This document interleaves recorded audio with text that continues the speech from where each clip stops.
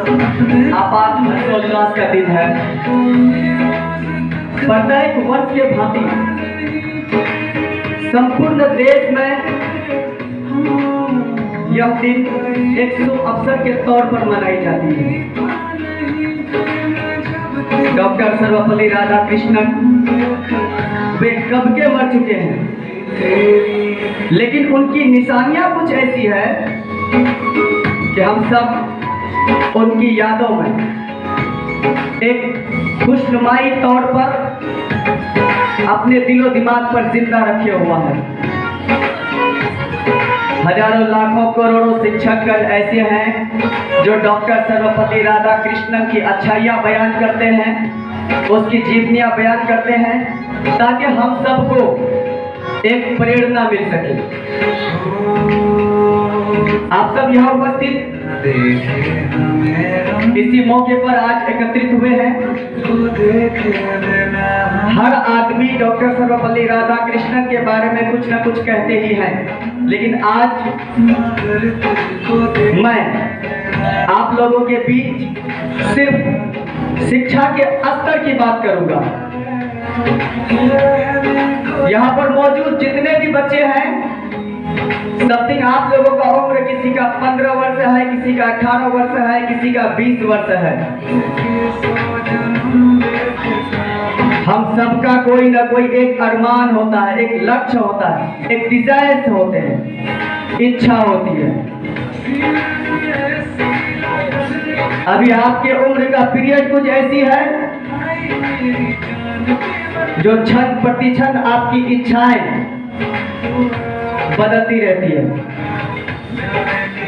इच्छा वही कामयाब है, सपने वही पूरे होते हैं जो उम्र के हर लम्हे में एक ही जैसी देखी जाए और उसी के पीछे व्यक्ति भागे। उसी इच्छा को पूरा करने के लिए, उसी कामयाबी की मंजिल को छूने के लिए हर पल कोशिश करता है। अभी आप लोगों के पीरियड में आप लोगों की इच्छाएं कुछ रंग बिरंगे होंगे। आप लोगों की इच्छाएं होंगी पान दुकान पर खड़े होकर 4 लड़के सर्किल बनाकर सिगरेट पिए, किसी को चूना लगाकर चाय पिए, रास्ते में सड़कों में कोई लड़कियां चलती हुई मिल जाए तो उनके पीछे किया जाए, 4 लड़के ग्रुप बनाकर उन्हें छेड़ा जाए, स्कूलों के, कॉलेजों के, मदरसों के चक्कर काटे जाए, एक दूसरे को लुभाने के लिए, प्रभावित करने के लिए तरह तरह का स्टंट वाली कलाकारियां सीखते हैं। आप लोगों को एक चीज बता दूं कि आने वाले उम्र के 25 वर्ष जब आपका लम्हा हो जाएगा तो आपके जिंदगी की ये डिजायर, ये जो इच्छाएं हैं, शौक है जो आपने बना रखा है, ये सारे खत्म हो जाएंगे। प्रत्येक व्यक्ति एक जिम्मेदारी के बोझ तले दबा होगा।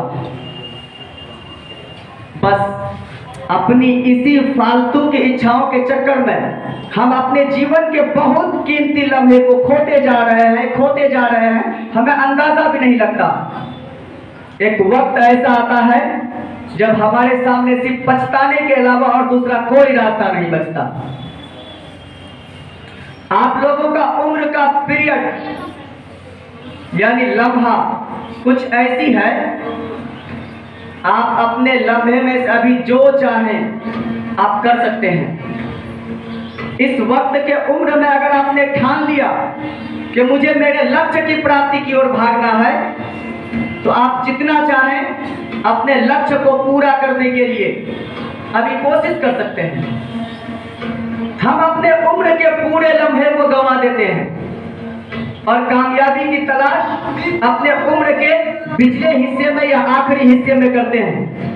जब उम्र का लम्हा 35-40 वर्ष हो जाता है, सर पे जिम्मेदारियों का बोझ रहता है, जब हम नाकामयाबी की सबब में कुछ नहीं कर पाते, तब हमारी निशानियां आ जाती है, हमें हमारी यादें फटती है कि हमें कुछ करना चाहिए।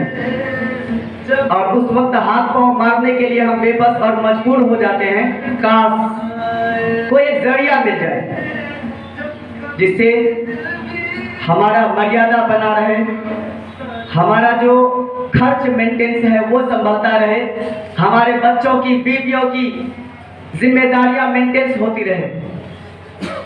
ये फैसला करने का वक्त अभी है, क्योंकि अभी हमारी उम्र अग्रसर की ओर है, आगे बढ़ने की ओर है। हम जो तय करेंगे, जो ठानेंगे, उस ओर भागने में हमें ज्यादा वक्त नहीं लगेगा। एपीजे अब्दुल कलाम आजाद के बारे में आपने सुना है ना? आप मेरे आप सभी ने एपीजे अब्दुल कलाम आजाद के बारे में सुना है। हम सब उसकी जीवनियों से कुछ ना कुछ परिचित है, वाकिफ है कि किस किस तरह से उसने अपनी जिंदगी को कामयाब बनाया ना। वैज्ञानिक बने, पूरे देश की जिम्मेदारियां अपने कंधों पर लेकर चले।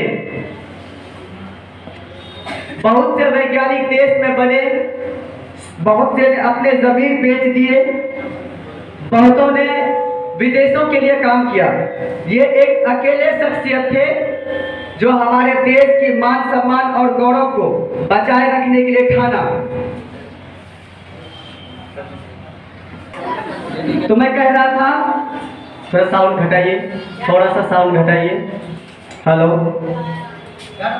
डॉक्टर एपीजे अब्दुल कलाम आजाद अकेले शख्सियत थे जिन्होंने पूरे मुल्क की जिम्मेदारियां अपने कंधों पर लेकर रहे, क्योंकि उनके पास वेल एजुकेशन पावर था, उनके पास शिक्षा की ताकतें थी।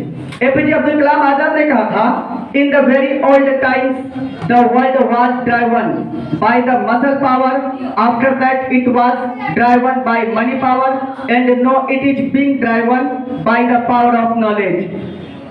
यानी एक वक्त ऐसा था जब पूरी दुनिया अपनी शरीर की ताकत पर चलती थी। फिर एक लम्हा ऐसा भी आया जब पूरी दुनिया को पैसों से चलाई जाने लगी। लेकिन आज पूरी दुनिया की नींव सिर्फ और सिर्फ एजुकेशन पर टिकी हुई है। प्राचीन काल में सबसे ज्यादा जो धनी देश था, richest country in the world, वो दो थे, एक चाइना और एक हमारा जो हमारी मातृभूमि है भारत। ये लेकिन आज अगर इस 21वीं सदी में हम विश्लेषण करें तो पूरे विश्व के अंदर हम बहुत ज्यादा दब गए, कुचल गए, सहम गए, फिसल गए, गिर गए। और इसकी एक मात्र वजह है, पूरे दुनिया में जितने भी देश हैं, आज मुझसे फ्रांस आगे है, चीन आगे है, जर्मनी आगे है, अमेरिका आगे है। क्यों? क्योंकि उनका भरोसा एजुकेशन पर है। वो मुझसे एजुकेशन में वेल पावरफुल है, बहुत ज्यादा ताकतवर है। उनका भरोसा साइंस पर है, तकनीक पर है। और हम भारत देश के लोग अंधविश्वास पर भरोसा करते हैं।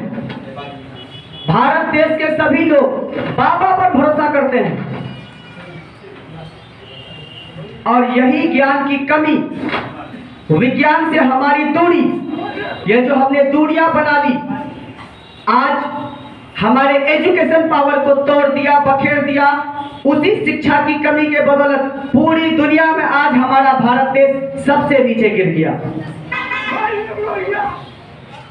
हम लोग शिक्षा के क्षेत्र में पिछले करीब 15 वर्षों से सेवारत हैं, लेकिन इतने दिनों में बहुत सी खामियां देखी, बहुत सी खूबियां देखी। बच्चे पढ़ने के लिए आते हैं, लेकिन आज का दौर बड़ा नाजुक हो गया है। एक वक्त था जब हम लोग पढ़ने के लिए जाया करते थे, उस वक्त उस्ताद के डांटने से, उस्ताद के मारने से, घर में माँ बाप के, चाचा चाची, दादा दादी, बड़ा भाई भाभी वगैरह के डांटने मारने से हमें कोई असर नहीं पड़ता था। क्योंकि हमारे दिलो दिमाग पर यह नसीहतें बचपन से डाल दी जाती थी कि वही हमारे हमराह हैं। उनके इन सबब के कारण हम अपनी जिंदगियां संवार सकते हैं, हम अपना जीवन में बहुत कुछ पा सकते हैं। लेकिन आज अगर कोई उस्ताद अपने बच्चों को डांट दे, कोई गार्जियन अपने बच्चों को पढ़ने के लिए प्रेरित करे, अच्छी राहें दिखाए, उन्हें डांट दे, थोड़ा सा भी धुतकार दे, मारे, तुरंत इस बात को वे अपने दिलो दिमाग पर लेकर एक गलत मार्गदर्शन चुनते हैं, गलत राह चुनते हैं। थोड़ा सा ठेसा दिया, थोड़ी सी मार पड़ गई, थोड़ा सा डांट पड़ गया, हमें नहीं पढ़ना, हमें पढ़ना ही नहीं है। फला के बेटे इतना कमाते हैं बाहर जाके, नहीं पढ़ा तो क्या हो गया। बच्चों, जीवन जीना और जीवन काटना बहुत फर्क है। बिना शिक्षा के जीवन काटी जाएगी, जीवन जी नहीं जा सकती। जीवन जीने के लिए हमारे अंदर ज्ञान का होना बहुत जरूरी है। और आज पूरे भारत देश में उसी ज्ञान का अभाव है, पूरे देश में, क्योंकि ज्यादातर क्षेत्र भारत का ग्रामीण क्षेत्र है। आप लोगों ने हिंदी किताब में भी पढ़ा है 10th क्लास का कि सच्चे भारत गांव में बसता है।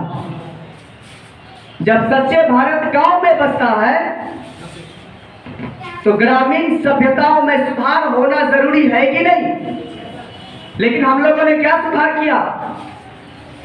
हमारे बीच कुछ सुधार नहीं है, बिल्कुल जीरो पावर पर खड़े हैं, नील पर। कारण हमें मार्गदर्शन करने वाला बेहतर नहीं मिल पाता, और अगर कोई मिलता भी है तो हम उसे ठुकरा देते हैं। एक वक्त की दास्तानें बताता हूं। एक गाय पालतू होती है ना, और एक शेर, दोनों जंगल से गुजर रहे थे। एक गाय और एक शेर दोनों जंगल से गुजर रहे थे।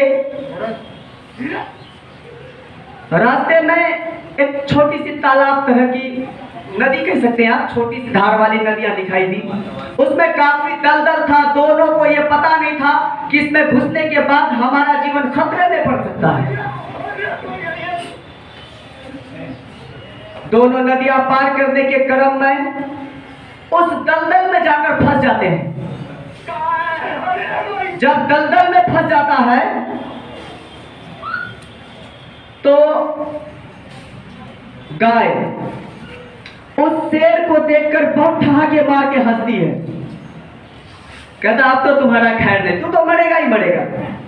क्या कहा कि तू तो मरेगा ही मरेगा, मेरा कुछ नहीं हुआ, तुम मेरा टेंशन मत लो। ये बात शेर को समझ में नहीं आई। वो कहता तू क्या बोलती है, तू भी तो मरेगी, हम दोनों इसी दलदल में तो घुसे हुए हैं, अगर मैं मरूंगा तो तू कैसे बचेगी।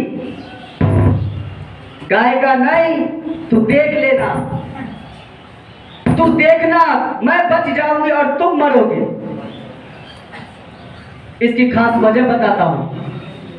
गाय पालतू है और शेर जंगली है, उनका कोई पालनहार नहीं, उनसे सब डरते हैं, भयभीत होते हैं। वह आदमखोर है, खूंखार जानवर है। जब काफी देर शाम हो गई, जब गाय घर वापस नहीं आती है तो गाय वाले हर तरफ ढूंढते ढूंढते जंगलों में उसी जगह पर पहुंच जाते, उस दलदल के पास। कहां? जिस दलदल में शेर और गाय दोनों फंसे हुए थे। गांव के कुछ लोगों को बुलाया जाता है, बहुत से लोग आते हैं, लकड़ियां रस्से वगैरह लगा लगा कर किसी तरह गाय को उस दलदल से बाहर निकाल लेते हैं। जब गाय दलदल से बाहर निकल गई तब वो उसको कहने लगा, उस शेर को गाय कहने लगी कि देखा मैंने कहा था ना कि मेरा कुछ नहीं बिगड़ेगा, लेकिन तुम्हारा बिगड़ेगा। आपको पता है गाय ने ये बातें क्यों कही थी? क्योंकि गाय को पता था कि मेरा एक पालनहार है, मेरा एक चिंतक है, चिंता करने वाला कोई है मेरे पीछे। वो मुझे जिस राह पर चाहे ले जा सकता है, वो मुझे जहां चाहे डुबा सकता है। और गाय को इस चीज पर भरोसा था कि मेरा मालिक मुझे डूबकर मरने नहीं देगा। उसी तरह हमारी जीवन की सबब है, जिसकी जिंदगी में कोई हमराही ना हो, मार्गदर्शक ना हो, उन्हें बताने वाले ना हो, उनके चिंता करने वाले ना हो, उसका तो बेड़ा गर्क है, वो तो दलदल में डूबेगा ही डूबेगा। आज हम अपने बच्चों से बहुत लगाव रखते हैं, बहुत प्रेम करते हैं। पूरे दुनिया में जितने भी असातिज़ाए किराम हैं, शिक्षक हैं, वो सब अपने बच्चों के लिए एक सबसे बड़ा शुभचिंतक है। वो चाहते हैं कि हम जिसकी जिंदगी संवारने के लिए निकले हैं, उसके जीवन में कोई संकट ना आए। हम आपकी बहुत चिंता करते हैं, हम आपके प्रति उम्मीदें रखते हैं, और यही चिंता और यही उम्मीद एक ऐसी सबब बन जाती है। मैं कभी गुस्से में आकर आपको डांटता भी हूं, मारता भी हूं, हमें इस बात का डर है कि कहीं आप फिसल ना जाओ, कहीं आप डूब ना जाओ, आपकी जिंदगी खतरे में ना पड़ जाए, आपने कोई गलत राह ना इख्तियार कर लिया हो। हमें इस बात की पल पल चिंता लगी रहती है। आप सब कोई घर से पढ़ने के लिए बाहर निकलते हो, आप सबके ऊपर आपके पेरेंट्स, आपके शिक्षक, आपके गांव समाज के लोग एक उम्मीदें बनाकर रखते हैं कि फला का बेटा, फला की बेटियां इस तरह से पढ़ रही है। जीवन में आप सब जो आपके ऊपर भरोसा करके बैठा है, जिसकी आपके ऊपर उम्मीदें हैं, उसकी उम्मीद कभी टूटने मत देना, वरना जीवन में सबसे बड़ा संकट यहीं से खड़ा होगा। तो वक्त बहुत ही कम है, बहुत देरी से प्रोग्राम संचालित हुई थी। मैं अपनी बातों को समाप्त करता हूं। आप लोगों